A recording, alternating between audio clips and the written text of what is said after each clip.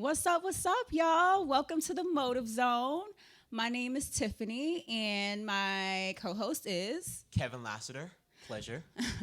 Some of you may know me as Purposeful Motives Coaching Life Coach on Instagram, and some of you may know me as half of the Scheme Queens on Scheme Podcast, Fridays at 10 p.m.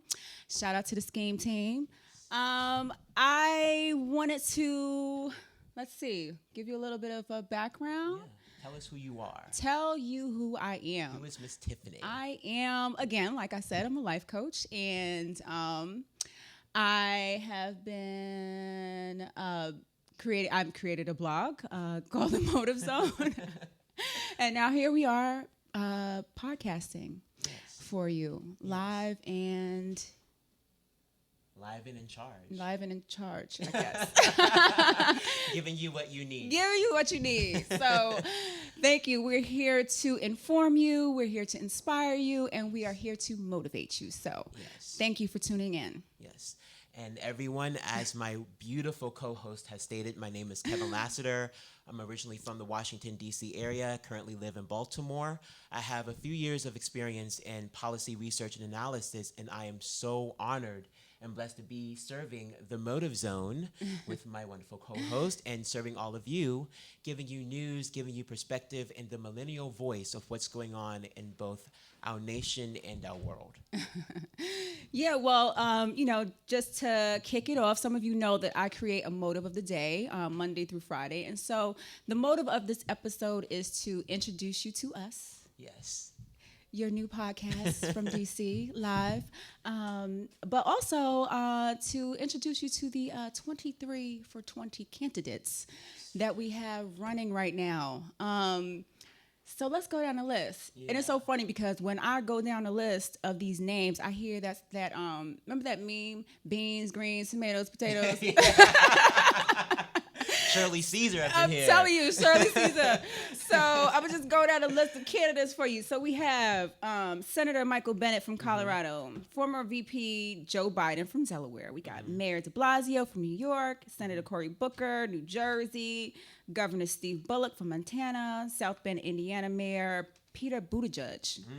Buttigieg. That's a powerful name. That is a name. Former Secretary of Housing and Urban Development, Julian Castro. Former Maryland Representative, John Delaney. House Representative Tulsi Gabbard from Hawaii. Senator Kirsten Gillibrand from New York. We got Senator Kamala Harris out of California. Cali. We got former Governor John Hickenlooper. That's a name. John Hickenlooper. I don't know. From Colorado. I don't trust that name. I want to call my President Hickenlooper. But okay. At least you can pronounce it. I can, well, you know. We got Governor Jay Inslee out of Washington. We got Senator Amy Klobuchar. Yes, Klobuchar. Klobuchar. Out of Minnesota.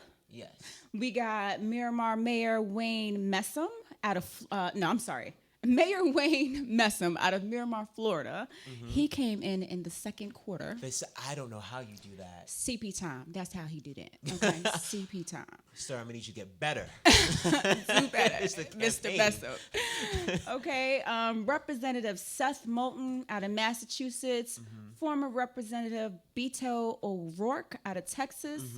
Representative Tim Ryan out of Ohio. We got Senator Bernie Sanders out of Vermont. New England. We got former Representative Joe Seastack out of Pennsylvania. We got billionaire Tom Sawyer out of California. We got Senator Elizabeth Warren out of Massachusetts. We got spiritual counselor and my personal fave, Marianne Williamson. And then we have businessman Andrew Yang out of New York. My main man. Main man. I like him. Okay, well, that was a mouthful. Let's have a discussion about how there are 23 Democratic candidates 23 in the 2020 candidates. election. What were y'all thinking? One thing. This is my honest opinion. Okay.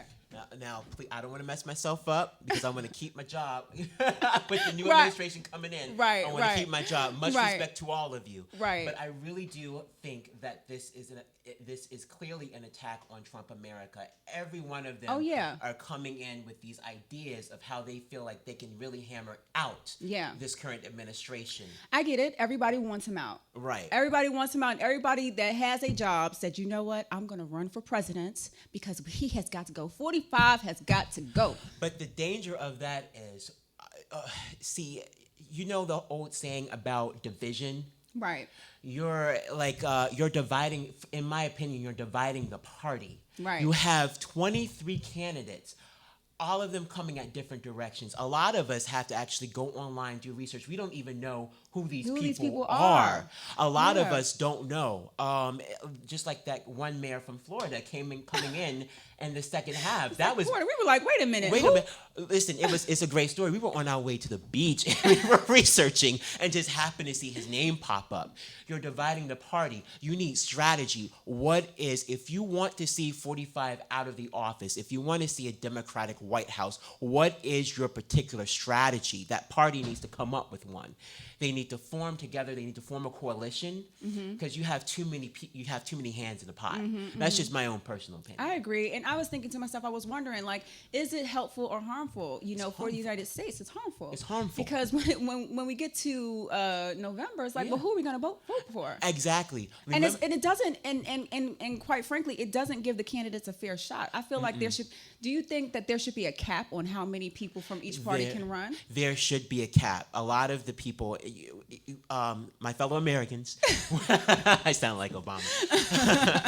When you do your research, you'll find out that a lot of them are saying similar things concerning healthcare, concerning jobs, concerning the environment. Multiple candidates hitting the environment. Right. Remember, everybody's talking about the same thing. everyone's You're not talking giving about the me same anything thing. to work with here. Right. You have a There's- few. You have Yeah. a few that are, Yeah. a little different. Carry on. I'm sorry. No, I don't mean to interrupt. But here's the thing. Remember what people were saying during the Clinton and Bernie fight last election? When Yeah. at the DNC. And a lot of They people were splitting the party. They were splitting the party. A lot of them were saying, look, one of you needs to concede. You're splitting the party. We need to win. But Sanders, eventually dropped out. Yeah, he did. And Clinton He ran, but He was definitely hanging on with. he was hanging on with all the his thread, teeth. with all his teeth. Okay. But it was a danger because you're Yeah. splitting the party. You're splitting the power. Yeah, I think that there should definitely be a cap on Yeah. how many people can run for president within each party. I also think that there should be a bit of a vetting process. I mean, I Yeah. know that they go ahead and they run their campaigns, but Yeah. if all of you are saying the same thing, how are the American people going to differentiate? you. Like, we need to know your background. Yeah. Some of the things that you voted for, some of the things that, because a lot of these things come up in elections later on, and it's more of a a blackmail kind of thing. Yeah. I can hang this over your head during the election, but we should have known these things before you ran. Yeah. This is what I mean about strategy. What can you offer? What can you offer the table with this particular administration? What Middle America really came out. What he offered, what President Trump offered, 45 offered, is an answer to, not a strategy to help with or assist with global terrorism, but an actual name to call it. Right.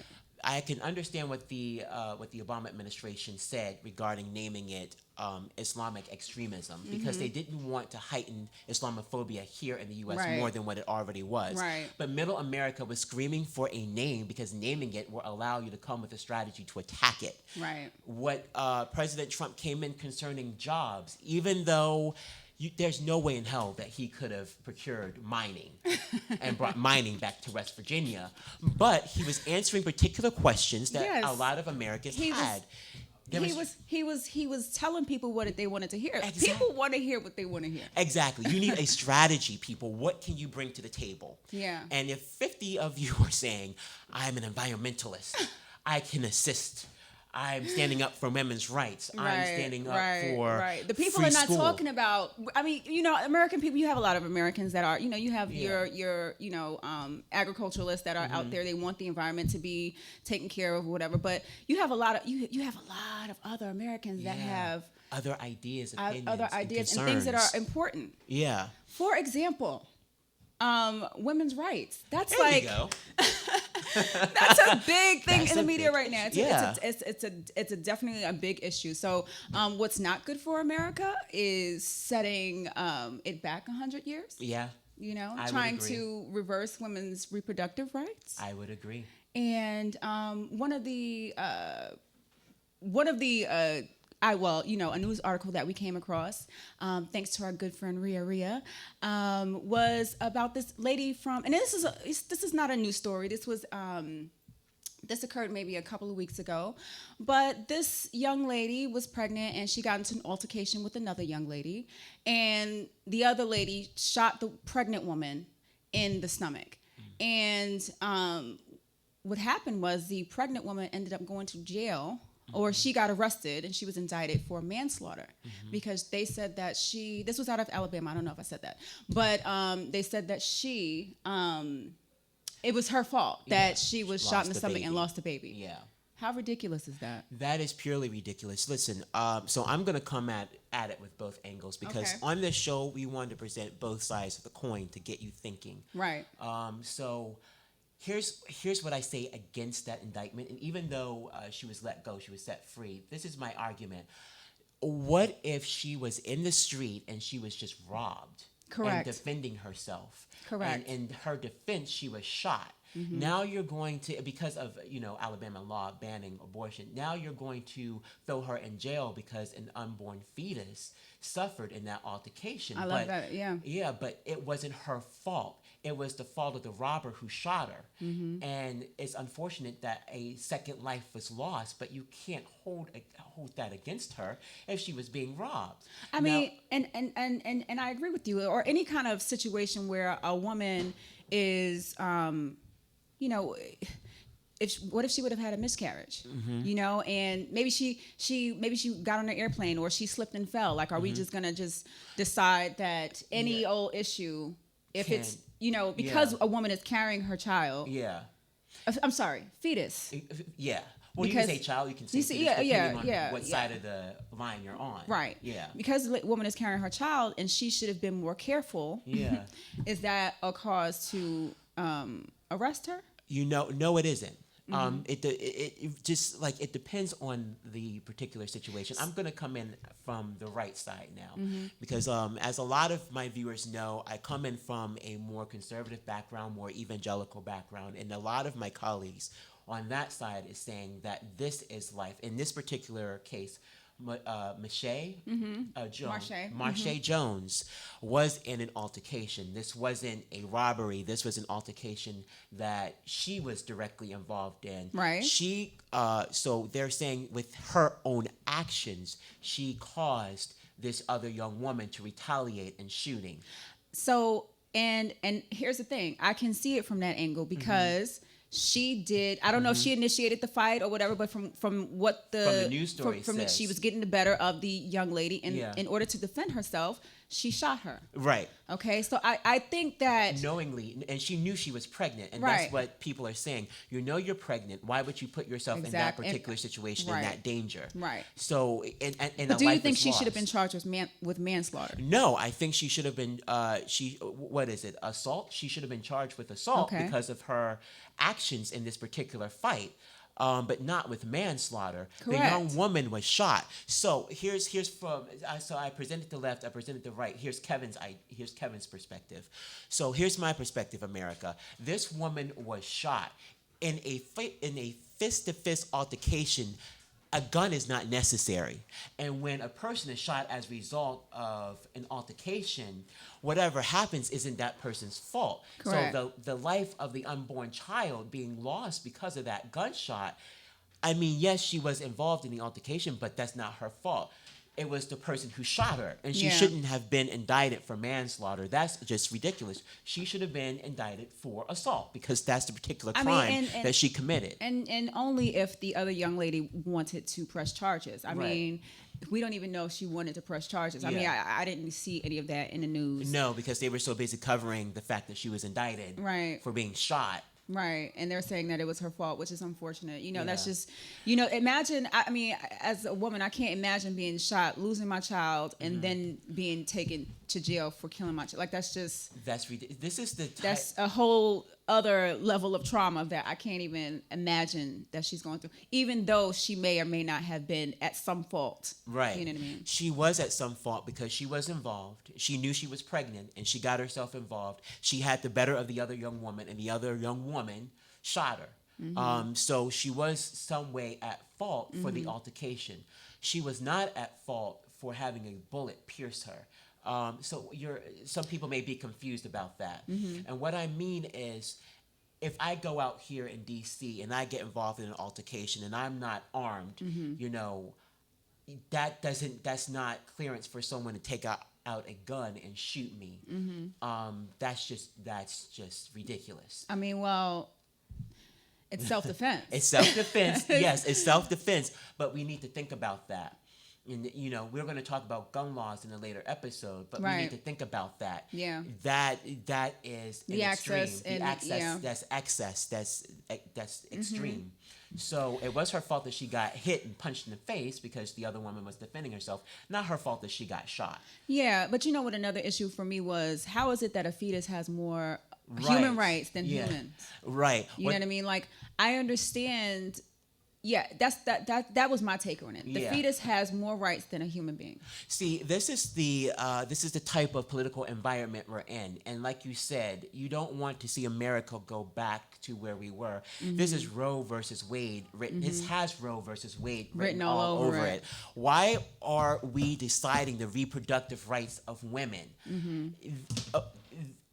I don't want government involved with my body. I'm going to be completely honest. I don't want government involved with my body. I don't want government, unless you're offering health assistance, I don't want government involved in my health. Yeah, and that's a personal decision. Which candidates are, because this is a hot topic in Washington right now.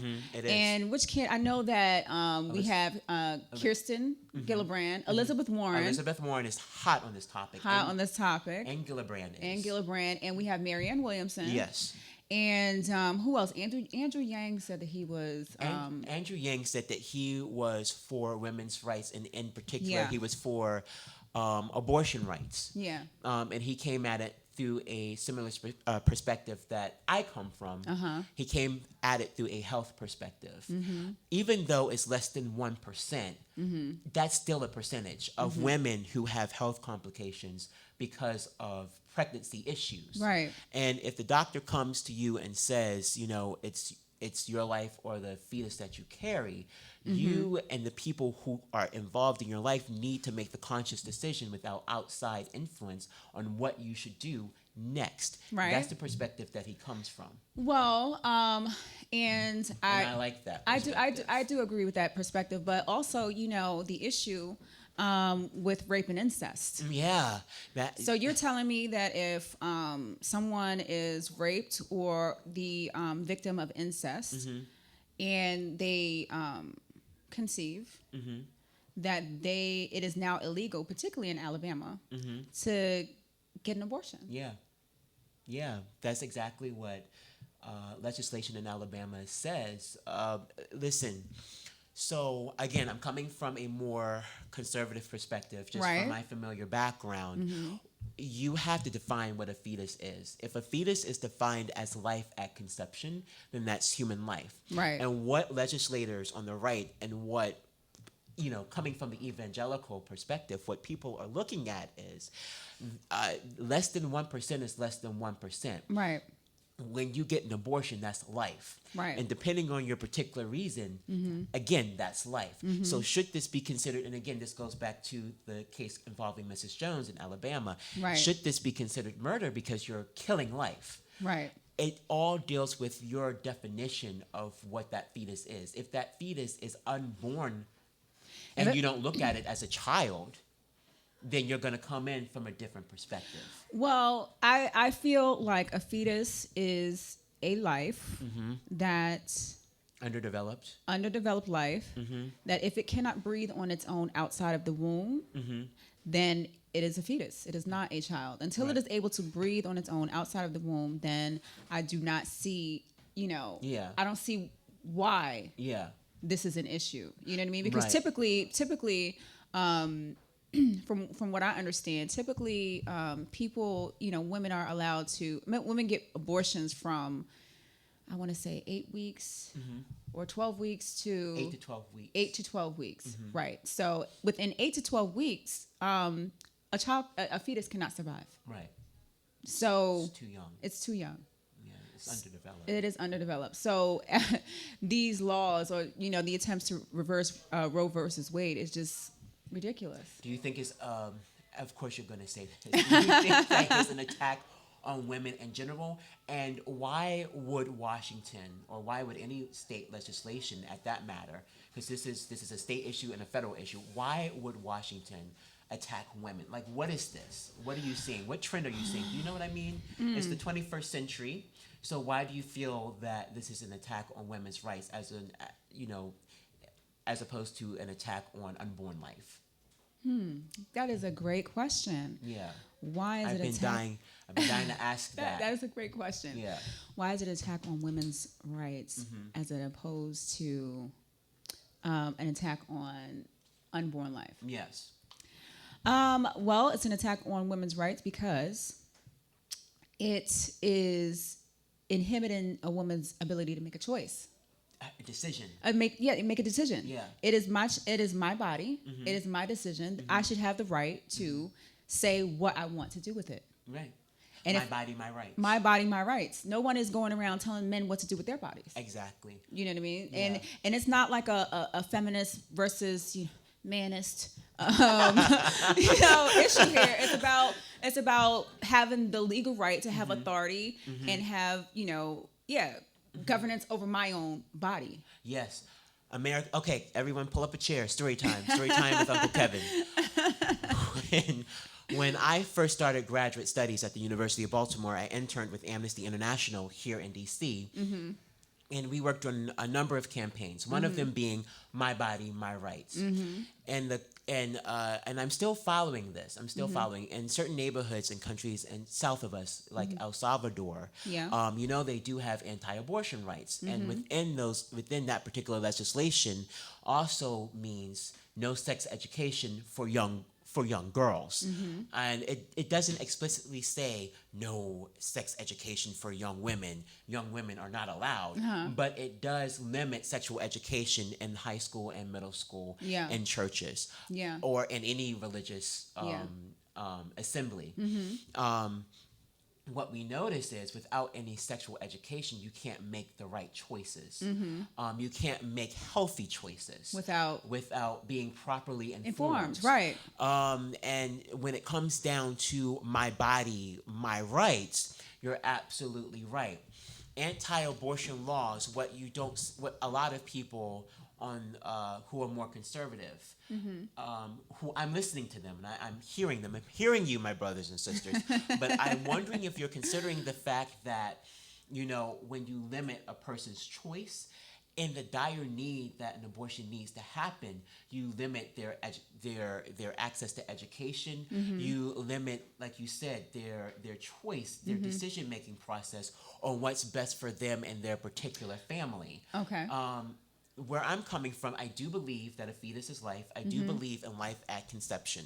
I do believe that once the heart starts beating, like the second or third week? I'm not really sure, but yeah. I think the heart, I could be wrong.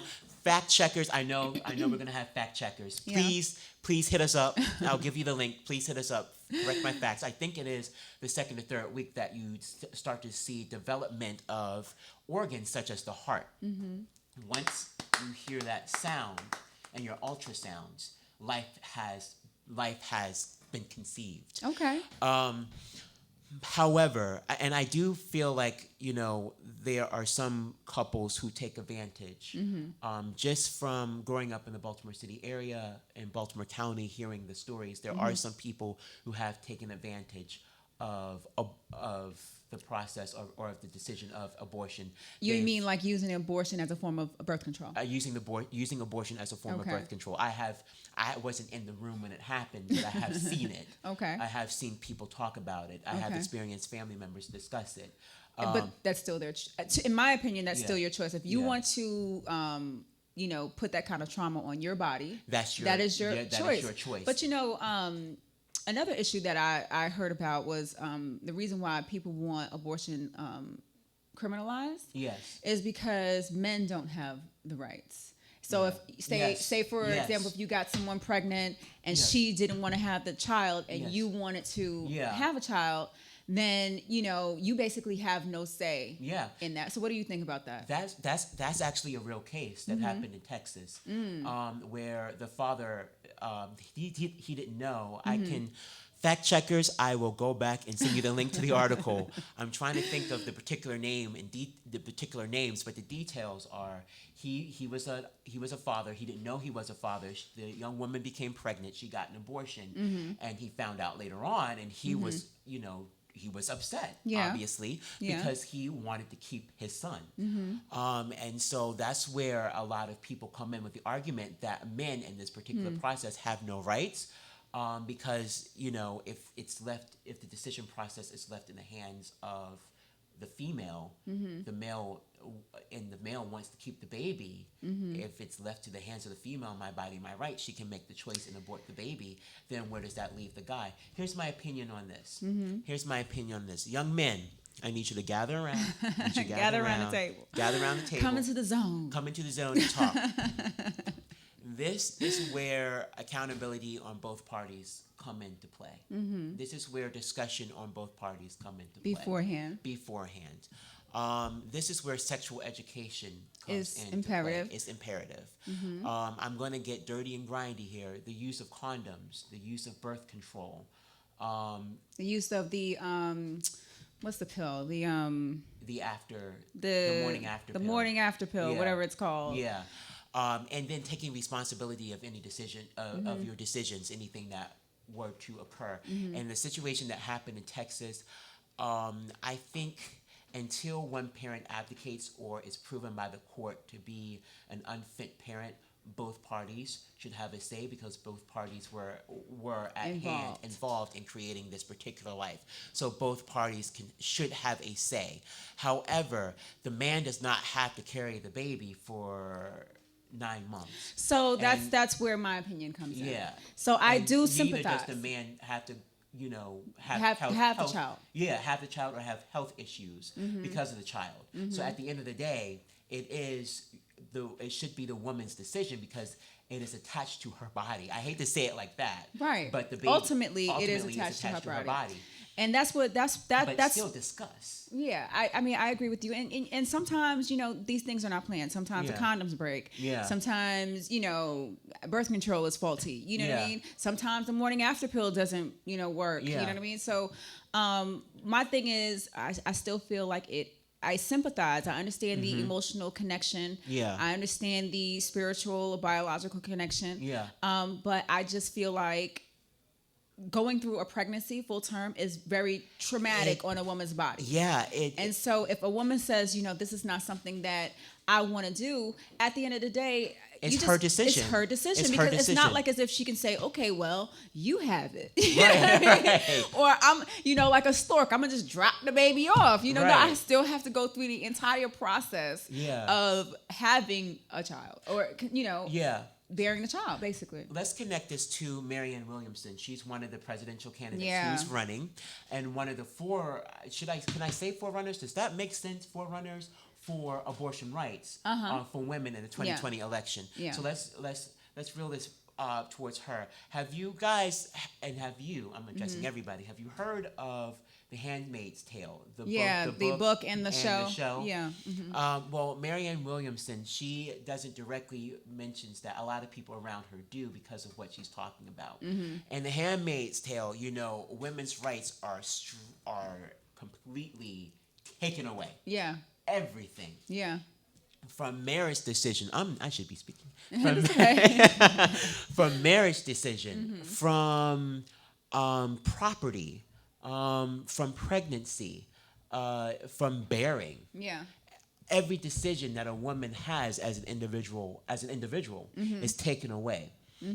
And so what Marianne Williamson gets is that when you start to take away a person's individual decision, that is a strict infringement on their civil rights and liberties. Because the government is supposed to, according to our preamble, the government is supposed to create an environment for the pursuit of happiness. It's supposed to create an environment for someone to grow healthy. Of course, since we are a capitalistic society, we're supposed to set the stage where you compete. Right. You got to compete. It's up to you. You got to compete. Right. But set the environment where you have the resources needed to live a safe, healthy, and life. Yeah. And when you take away a person's decision, it's hard for them to live that life. Right. So, I'm following her because she's a spiritualist. So she kind of understands. My gal. That is, I like her. She kind of understands where a lot of people on the right are coming from as it relates to creation, as it relates to life. It is new life forming within you. But when government, and let me say this, and I say this lightly, y'all, I want to keep my job, DC. I want to keep my job. I respect you. We got to keep the day job. We got to keep the day job. But our Congress has the most women that it has seen in this country's 243 years I know. Of existence. Yes. However, there's still majority men who are making these decisions, both in their own state legislation and on the federal level. Let's talk about that. Men making the decision of what a woman should do and can do for her own health. Yeah. Reproduction is related to health. Yeah. Let's talk about that for a minute. Yeah. You're taking away My right. her right to choose. To choose to be healthy. To choose to be healthy. To choose, and again, so I would rather, in the situation where there's nothing wrong with, I hate to say it like this, but there's nothing wrong with you. Yeah. You can carry the pregnancy full term. I would rather you give the baby up for adoption than abort the child. But at the end of the day, as a man, I'm not carrying the child. Yeah. So it is your decision and that of your partner. It's just about, maintaining agency over, having the ability to maintain agency over your own body, choosing what to and not to do, with your body. And Gillibrand speaks about that too. Gillibrand those exact does. words. Yeah, Gillibrand speaks about that. And speaking of agency, another hot topic in Washington is decriminalizing sex workers. Yes. What do you think about that? Well, first of all, let's Kevin, I know you want to talk about the what's going on in the news right now with Epstein. So why don't you bring it to the people? Story time, guys. Story time. Let me revert back to my notes. So in 2002, Jeffrey Epstein, he's a multi-time billionaire. We all know of him, heard of him. Yes. Was first indicted in Florida for running a sex trafficking ring. And his Upper East... An underage 14. sex trafficking ring. Let me get my hands right. 14. Starting at the age of... Okay. I was like, American, what? you know what I mean. I was like, that's 5. Okay, wait. I know what he meant. You know what I mean, America. 1 and 4. 1 and 4. Starting at 1 and 4. 14. And his home in Upper East Side, Manhattan in New York, as well as in Florida. Right. And our very own Labor Secretary, Alexander Acosta, was... Oh, I'm sorry, that just came out. My bad. He was in charge of that case and got him off. Now, Mr. Epstein is being indicted again for these charges of underage sex trafficking. Yes. And people want both his head and the head of Acosta. Acosta is saying, no. And I'm sorry, America, I'm going to read his exact quote. Labor Secretary Alexander Acosta, I will not step down. Times have changed. What changed? When did underage sex trafficking become, when was it a good thing? When was it legal? What changed? In his Nothing mind. changed. It was always illegal. Okay. In his mind. Oh, okay. To keep his. Okay. Let me shut up. Look, sip some water. Sip some water. Let me sip some water. So he says no. Times have changed. Acosta said about the difficulty of seeing a guilty verdict against the accused decades ago.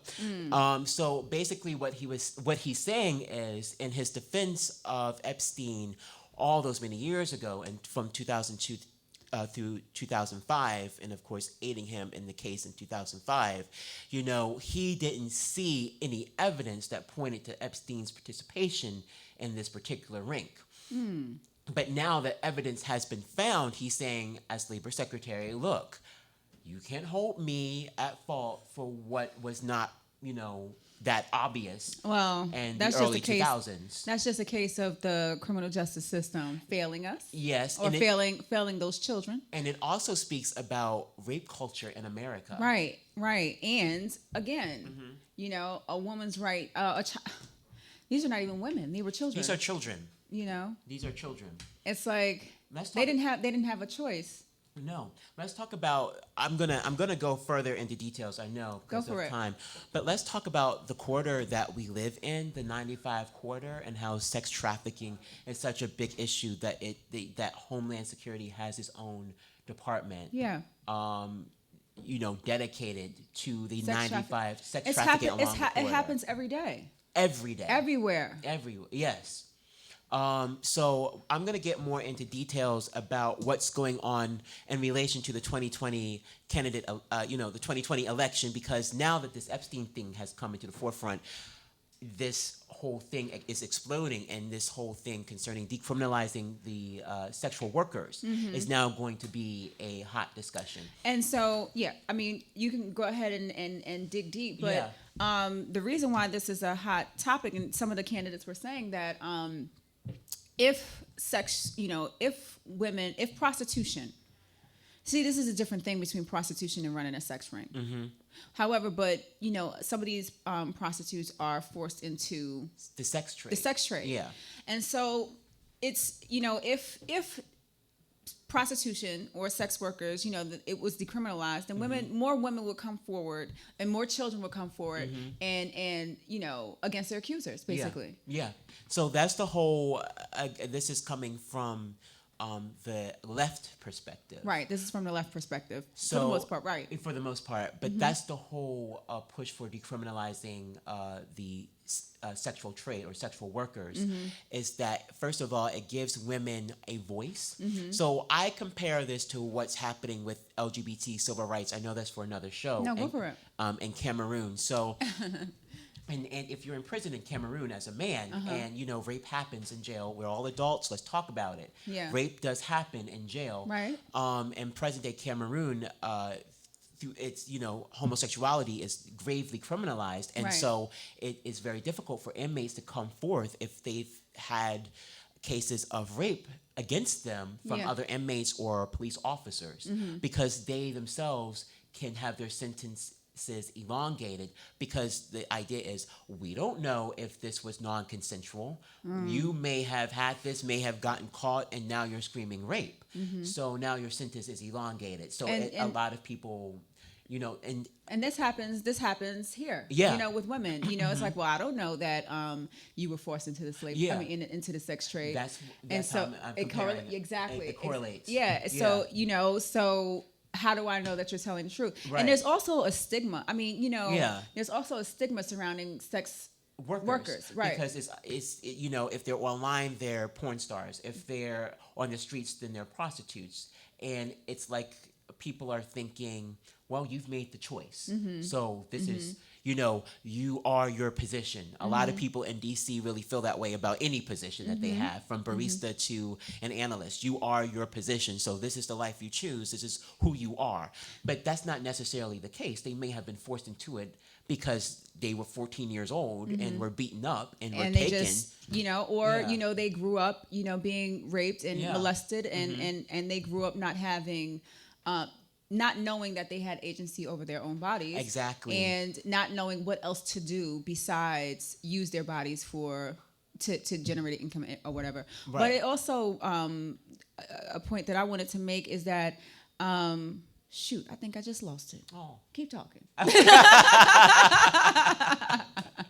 We're amongst family. We amongst family. Y'all know. Yes, we're Y'all know amongst me. family. So, so this is what I want. So with the decriminalization of the sex trade, I want to give you a little bit of background on why this is going to be pushed into the 2020 election, especially after the Epstein debacle. I just made up a word because I don't know any other way to describe this. Yes. So, leading professor at the law school, Harvard University or Yale University. I'm sorry, leading professor at Yale University, Alice Miller. She is also the co-director at the university's Global Health Justice Partnership.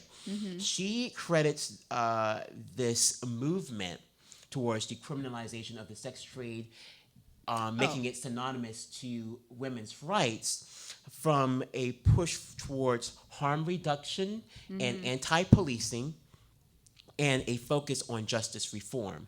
So she actually looks into movements such as Black Lives Matter that touches on that some people feel is like anti-policing, that touches on, how to handle access, excessive force. Thank you. Excessive force. It's okay. Forgive We knew me, what he family. meant. Yeah. We knew what he meant. Yeah. And this, talks about harm reduction. And actually, this movement is compared to the legalization of marijuana, harm reduction. Put it out there, get it out of the black market, put it in the forefront. And when it's in the forefront, it allows, as we said again, women who are in it to have a voice without fear of being imprisoned for prostitution. Okay, so I before you continue, I wanted to go back to my point that I forgot, y'all.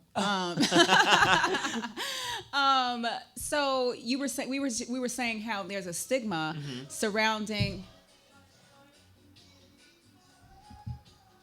There's a stigma. DZ, can you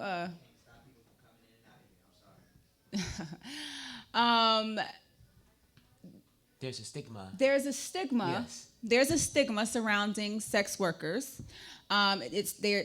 People will say that you made a choice, and so sometimes when sex workers are raped or assaulted, they're not particularly believed because they've made the choice to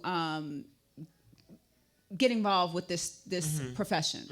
So my thing is, if I made the choice to get into this profession, and I am choosing to act as an entrepreneur with my body, why am I being criminalized for it? You know what I mean? It is my basic human right to have agency over my body. You're right. Right? Right. So why is it that I'm being criminalized for deciding to use it for profit? Right. You know what I mean? Yeah, I can understand. I can understand where you're coming from. I'm going to lean a little bit towards the idea of, yes, it is your body. It is your rights. You should have agency over your particular decisions. A lot of people are pushing back and saying, well, what about disease control? And what about a lot of people speak of environment or atmosphere, that this, that sex or, or leading your body, having your own agency and leading your body for entrepreneurship in the sex world. What type of environment or atmosphere are we setting in the United States? So I know a lot of people don't like to talk about spirituality, and they don't like to talk about morality as it relates to American culture, but that's what a lot of the pushback is. Same thing with marijuana. A lot of people on the right had said, if marijuana was legalized, what are we saying about drug use? Right. So if the sex trade is legalized, what are we saying about the sex trade? Right. So that's why I before the show started, I told you I have your opinion I about have it. my He has his opinion about it.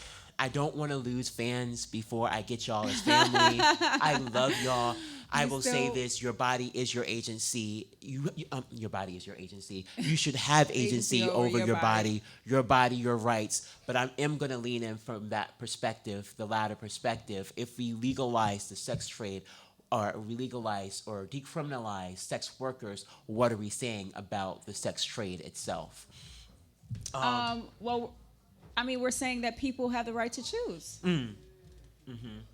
They have a right to entrepreneurship. Isn't this America, land of the free, the American dream, and all that? So Capitalism. if I choose capitalism, you know, so if I choose Being to competitive. exactly, if I choose to use my body to, you know, Do what you want. yeah, Right. enhance myself economically, Right. It's your choice. it is my decision. It's your decision.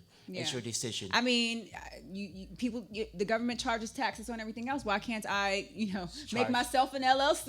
Okay, pay some taxes. Tiffany Incorporated. Tiffany Incorporated.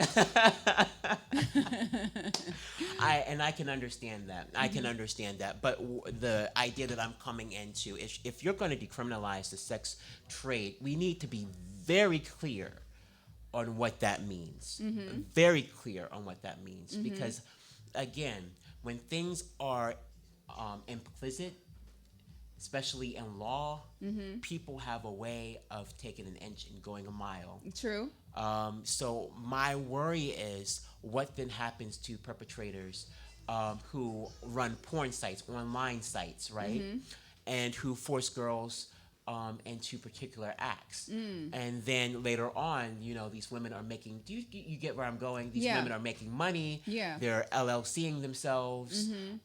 They started out coerced, but then earning their own money, and pretty soon they've been in the game for so long that this individual who coerced them in the first place, who's running an online ring, has the right and the legal right to say, well, it's legalized, and I'm filing taxes for this, and even though I coerced them to sign whatever participation forms or W-2s, whatever you need your employees to sign to legitimize your business, they may have been coerced to do that within a particular trade, but then after years of making money and being afraid to speak out, how are they going to speak out if the person, you know, is able to prove that on the surface everything is legitimized? Correct. That's my big worry. But will it you know, add value or legitimize sex workers, or you know, will it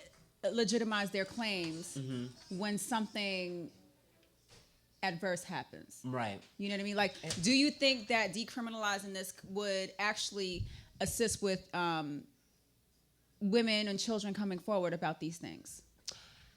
Yes and no, but the law has to be very specific. Right. Yes, because there's too many gray areas. It's too many gray areas. Yeah. Yes, because just like as I said, in Uganda and Cameroon, with the criminalization of homosexuality, inmates can't come forth about rape, about what happens there, and sometimes, you know, they catch very uncurable diseases, one of them being the HIV virus. They can't come forth because they are afraid of elongated sentences. Women and children in this country, when they're in these rings, can't come forth because, number one, they're trying to figure out how the hell to get out of it. Right. They don't want to get shot or killed. That really Right. does happen.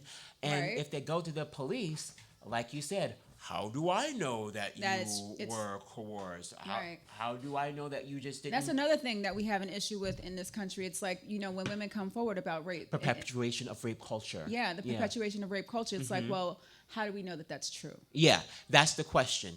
And I know that there have been, and this is, you know, we can dig deeper into this another time, but I know that there have been many instances where people were not truthful. Yeah. But at what point, you know, at what point do we allow women's voices To be heard. to be heard and be valid Yeah. It really and be deemed valid, right? yeah, it be deemed valid. It really speaks.